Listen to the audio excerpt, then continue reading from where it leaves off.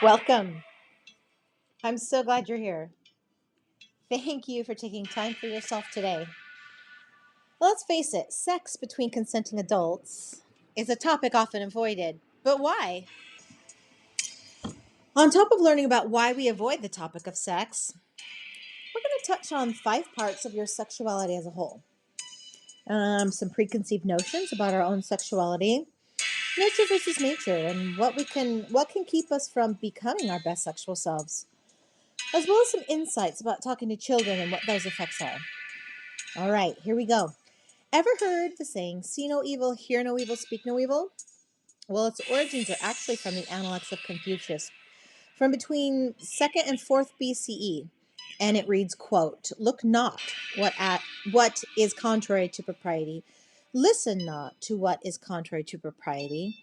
Speak not what is contrary to propriety. Make no movement which is contrary to propriety, unquote. Now, the meaning is still the same in our day. It basically is saying, don't look, don't hear, don't speak, and don't do anything outside the conforms of convention. Pretty strong words, since they still permeate our society today. Now, some other reasons we don't like to talk about sex or are uncomfortable are maybe your perceived religious taboos, old-fashioned thoughts such as, well, that's how it's always been done. Or maybe it's your family history. Or perhaps you rely on the school to do it and it's uncomfortable for you. Or you think, ugh, I don't even know where to start, even if I wanted to talk about sex. And for the majority of us, and yes, that includes me too, sex can just suck later in life. Okay, maybe that's not the right word to use here, but we just grin and bear it, right? Instead of looking for help, such as, oh, I don't know, talking to our doctors.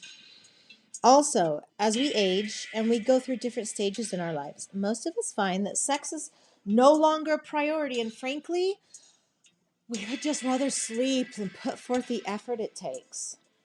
But if you don't talk to your kids about sex, someone's going to, or they're going to find out bits and pieces in different ways, such as movies, pornography, social media, their friends.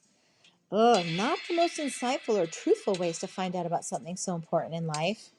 And what about you?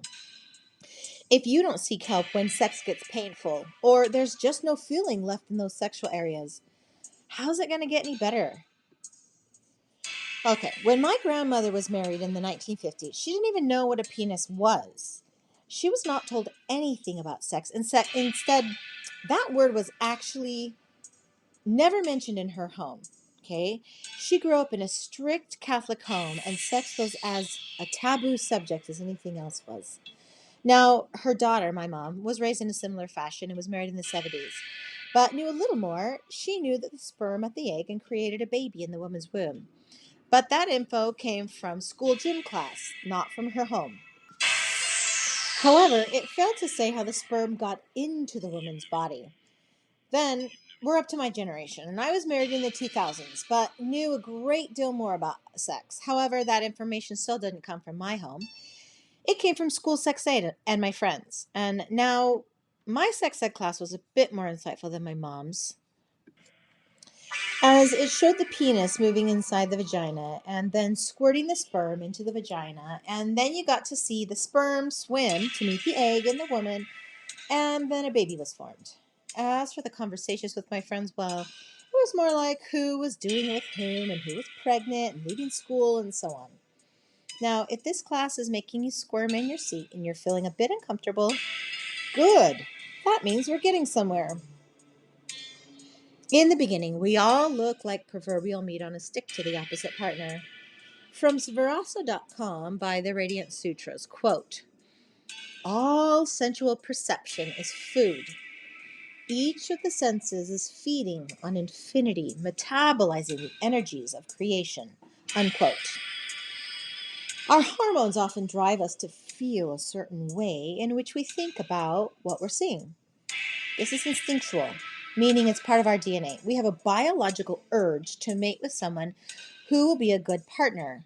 Now, defining what good is will be different for each person, but yet you probably already know what good means to you. Now, admit it. You've done it. Think about a crate of fruit. Maybe you're at the grocery store and you need these tomatoes tonight, right? But they're all a little past ripe. But you still search through the box of fruit to make sure you get the best of the past ripe piece of fruit, right? Well, it's the same when picking your mate or your partner. We all want to get the best of the ones that have been put into our proverbial box in front of us. However, we can be programmed by outside forces as well, which may challenge or even change these innate instincts. Now, nurture versus nature. This is a hotbed topic because some scientists say that it's no longer a clearly defined scientific study anymore, but instead is a combination of both, which make up the human being as a whole.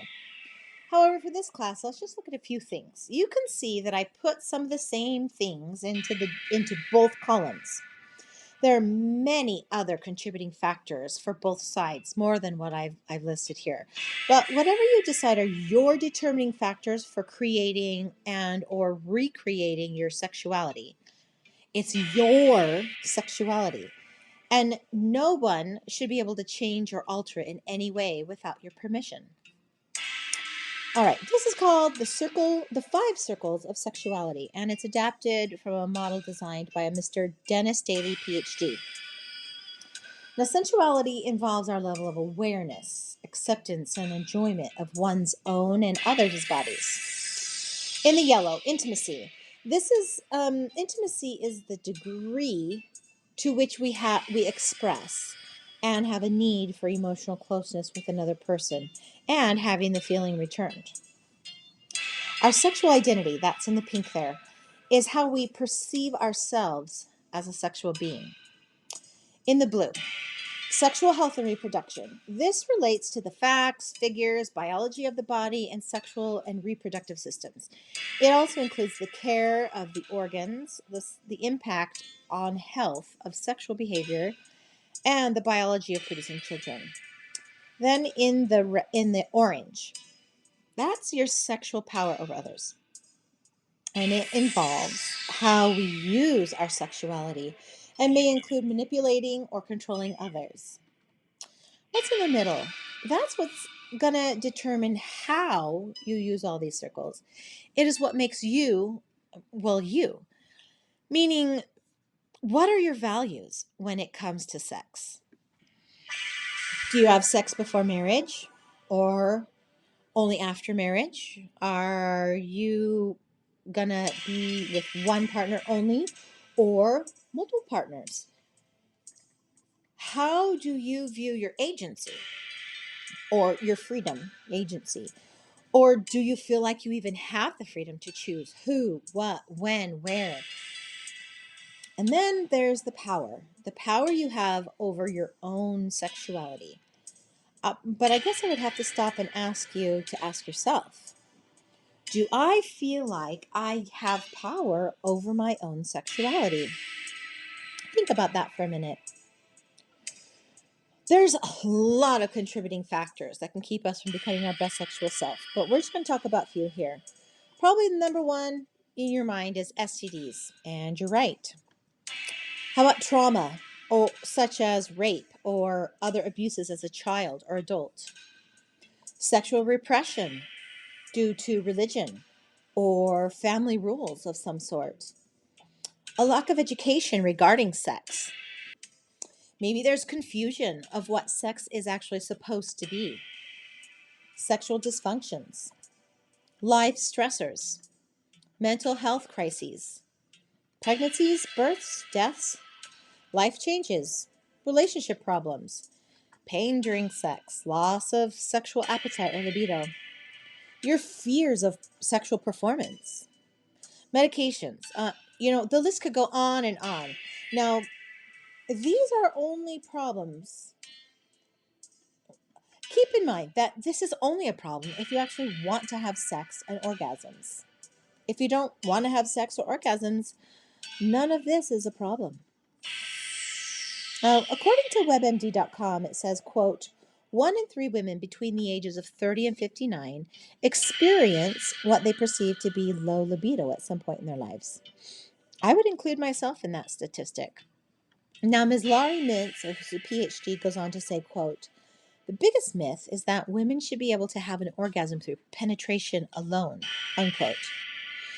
Again, I would say that this is a misconception that even I thought throughout a good majority of my adult life. Within the bonds of your values and beliefs, orgasms can and should be attained using any method which doesn't hurt you or someone else. As is the same for any and all sexual acts. No one should ever be hurt emotionally or physically before, during, or after sex. Although this is not the only female sexual disorder out there, it's one of the most recent ones that medical science has found help for. Now, according to Healthline.com, more than 13% of women in the U.S. have been diagnosed as having hypoactive sexual desire disorder, or HSDD. But in reality, I think that number is so much higher for us ladies. My guess would venture more along the lines of even 50% once we're into our 40s. But whatever the actual percentages are, let's face it, most of us are too uncomfortable to talk about sex, even with our doctors, which makes no sense at all. Because, come on, ladies, you know they're all up in your vagina at least once a year. And if you have kids, that number can be even more. So I say, put on your big girl panties and speak up. It will be no surprise to your doctor to hear you say that there's some sort of problem. Just imagine, maybe it'll get better in the sack if you do say something. Healthline.com goes on to say that, quote, 59% of women report that low sex drive, or HSDD, puts a negative impact on their relationships. 85% of women said that low sexual desire hurts intimacy levels with their partner. 66% of women report that low sexual desire impacts their relationship communication, unquote. Now, Mrs. Emily Torres from thegoodtrade.com says, quote, give yourself permission to seek pleasure. This can be fun and nourishing. Pleasure has a place in our sex lives and in our lives as a whole. Embrace it, explore it, invite it. Realize that it's never too late to explore your sexuality. There's no age limit for exploring sex and sexuality. She says, advocate for yourself. You are the expert in knowing what is right for you, so advocate for yourself with your partners, doctors, friends, family, anyone who may not be on the same page, unquote. Now, if you find that you're suffering from HSDD or something similar, please reach out to your doctor for a consultation. For men, one of the most common male sexual disorders is erectile dysfunction disorder, or sometimes called ED or EDD. According to MayoClinic.org, the three major issues with EDD are listed here. Now, Mr. Matthew Ziegelman, MD, with the Mayo Clinic states, quote, diabetes, heart disease, or another known health condition that might be linked to erectile dysfunction, and sometimes a combination of physical and psychological issues causes erectile dysfunction, unquote. Some other things that can lead to or cause ED could be being overweight, drug use, alcohol, tobacco use, as well as even some prescriptions can cause EDD. And if you think you might have EDD, reach out to your medical provider and get a consultation. You're going to get some help there. Okay, sex is personal. It should be personal. Sex can be whatever you want to make of it. It shouldn't be what someone else tells you it should or shouldn't be. It should make you feel good, not dirty. It should be something that makes you feel sensual, special, and sacred. More than likely, your sexual desires and needs will change as you age. So too should your relationships with your partner. If you want to find out what you want, or your needs change in your sex life and your partner or spouse will not or cannot find a way to change with you, then I suggest you seek out counsel from a trusted member of your family, friend, clergy member, or a therapist. Sexual therapists and even regular family or couples therapy can do wonders with your sex life. There is no shame in asking for help, even when it pertains to sex. Now, sex should feel sacred, not have to be kept a secret. Sex with a spouse or partner in a loving and dedicated relationship should not have to be kept a secret. If your partner asks you to keep this a secret or you feel like you have to keep it a secret, then that means that it is not being done within the bonds of a healthy relationship and will most certainly lead to one of you being hurt physically or mentally, emotionally, or both. Now, of course, how could I do a class on sex without listing the benefits? According to WebMD.com, it can boost your immune system, increase your libido, it can improve women's bladder control, lowers blood pressure, counts as exercise, woohoo! Lowers your risk of heart attack. Orgasms are considered natural pain reducers, and they may make prostate cancer less likely. Also, it can improve your sleep and ease your stress. Now, understand here, I'm not advocating for you to run out and have sex with someone just for a better night's sleep. But outside of waiting to have sex because of religious law or a family or historical rule, let me just give you a few realistic reasons why it would be beneficial to wait until you're married or in a dedicated long-term relationship to have sex. If casual sex is part of your plan, you should also plan on some of these things too. According to the CDC, quote, you can get an STD simply by, let me start over. From the CDC, they say, quote, you can get an STD by having vaginal, anal, or oral sex with somebody who has an STD. Anyone who is sexually active can get an STD. You don't even have to go all the way, which means have anal or vaginal sex to get an STD. Now, this is because some STDs, like herpes and HPV, are spread by skin-to-skin contact, unquote. So, kissing. Yes, kissing can give you lovely STDs like herpes and HPV. Imagine that. You and your partner should always get tested for STDs, and you should be comfortable to talk about this and the results of those tests with them before sex happens. Now, this list is by no means exhaustive of all the STDs that are out there. This is just a few, and the CDC warns, quote, many of these STDs do not show symptoms for a very long time. Even without symptoms, they can still be harmful and passed on during sex, unquote. Other things you may have to deal with when having casual sex will be extra stress. You know, when you were younger and you played the, oh, he loves me not game while pulling flower petals out. I know I did all the time.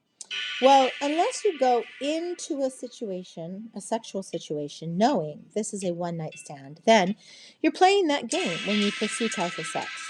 More than likely, the outcome will be, he loves me not. So consider yourself warned and prepare. Prepare yourself for that. Emotional drama. Can't we all use some of that extra in our lives? Okay, just don't tell anyone, okay? If this comes out of the mouth of the person you just slept with, you should be seeing red flags popping up everywhere and head to the closest exit of that relationship. All right. Pregnancy, abortion, adoption, even on birth control, one can get pregnant. As any doctor will tell you that there is not any form of contraception that is 100% all the time reliable. The pill being the most popular is actually the least reliable. Healthline.com says, quote, 9 in 100 users will become pregnant while on any birth control pill. Staggering, right? I mean, my gosh. And then, unless you have already made the choice based on your given values, you're going to have to make another choice. Will you choose abortion or adoption or keep that baby and potentially be in a mentally unstable situation? Do you really want to have to make these choices after the fact? Opening up yourself to someone you don't know, or maybe even someone you thought you knew, could lead to a traumatic result. Now, I'm talking about rape and forced shame to keep you quiet. This can occur and does occur. There is nothing that can bring you back from this kind of damage. Once rape is done, it is done. It can never be undone. The traumatic effects of a rape can be lessened over time, and the mental pain can be put into a place so it no longer affects you on a daily basis with the help of therapy, treatments. But one will never forget and will forever be changed. And this will change your sexuality and the way you feel about sex for the rest of your life. Sex Central goes on to say, quote, "It's natural for children and adolescents to want to explore their own and another person's bodies. When puberty hits, the rush of sex hormones can intensify the urge to explore and experiment." And Psych Central goes on to say, quote, "Adolescence occurs between the ages of 10 and 19 and is a crucial development period that influences health later in life. It's known that exposure to sex during this period, particularly before age 16, can have gross negative consequences," unquote. Now, I've listed a few of these negative consequences in the slide here. Understanding these consequences can help shape how you approach this subject with yourself, with your friends, with your children, anyone. And there are steps you can take at home and in their life to prevent early exposure to sex. These include sexual explicitness through media like internet, pornography, television, and movies, sexually aggressive text messages or sexting, sexual cyberbullying or sextortion through smartphone apps, video games, sound recordings, and the list goes on and on here. But you are the key to making sure yourself, your kids, and others around you have the knowledge they will need to make healthy choices moving forward when it comes to sex. Healthy knowledge leads to healthy decisions and then a healthy life. So kids, ask your kids, what do you want to know? Why am I telling you not to do this or not to do that? Or no matter how uncomfortable you are when they ask you a question, do not blow them off. They will get their answers one way or another. And at least if you answer them, you know they will get appropriate information. You can always say, "Hey, I want to answer your question. I hear what you're asking me, but can I get back to you on that tonight or tomorrow?" Give them a specific follow-up time. Get time frame that you know you can follow through. And then follow through. Stand by your promise of your word to get them those answers. Okay, what do I need to find and fulfill my sexual self, right? Okay, well, ask yourself these questions. Or think about this. Number one, find someone who shares in your own sexual goals. Now, how do I do that, you ask? Well, I hate to tell you, but you're going to have to talk to them. You're going to have to ask them questions.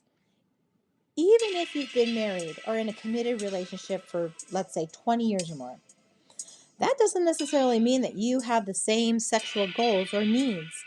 And more than likely, you've never even discussed them. And one or maybe even both of you have just been going for years without being sexually fulfilled. Does that ring a bell to anyone? This person does not necessarily have to have the same wants and needs as you. It's easier if they do, but just come to some common ground where you're both willing to work on some things together. Okay, number two thing to think about. Do you need to go see a doctor to get over some disorder or find ways to protect yourself or your partner from an STD? If you do, go get tested. Go talk to your doctor. Do it and get the answers, and then talk to your partner. And number three, figure out how to go about creating a safe space to learn about your intimacy, the intimacy you can have, and the intimacy you might want to create with your partner.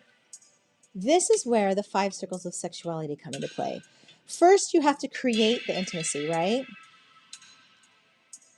Looking back, go back to that slide when this class is done and look at the intimacy circle. See what's in there. See what in there you need to work on. Creating that intimacy first. And then sensuality will come into play. Only then will you feel safe and secure enough to explore your own sensuality with your partner, your spouse, in a loving and shame-free space. You can find out what you like. You can find out what they like, what you like to do with them. Do together that ramps up that sensuality, fulfilling your sexual desires. Fun stuff, right? Thanks for choosing you today. Thank you for finding the time to become the person you want to be. If you're ready to make a plan specific to your needs and would like someone to coach you along, I'm ready. When you're ready, go to my blog and click in the coaching tab for a free consultation. We can make a plan and set your goals into motion. Make sure you reference my resources pages on my blog. Go to my homepage and you're going to see one for mental health, one for healthy living, and one for self-care. There's a lot of good stuff in there. You can also find me on these social media sites, and feel free to email me with any questions you might have. Your support and subscribing is helpful. You do make a difference when you subscribe and support this channel. Please subscribe to my channel, Kathleen Ann Unshamed. And always, I include the sources that I cited to help create and confirm the information I give back to you in these classes. Feel free to seek them. These are good, safe sex education sites to get helpful, healthy, and uplifting information.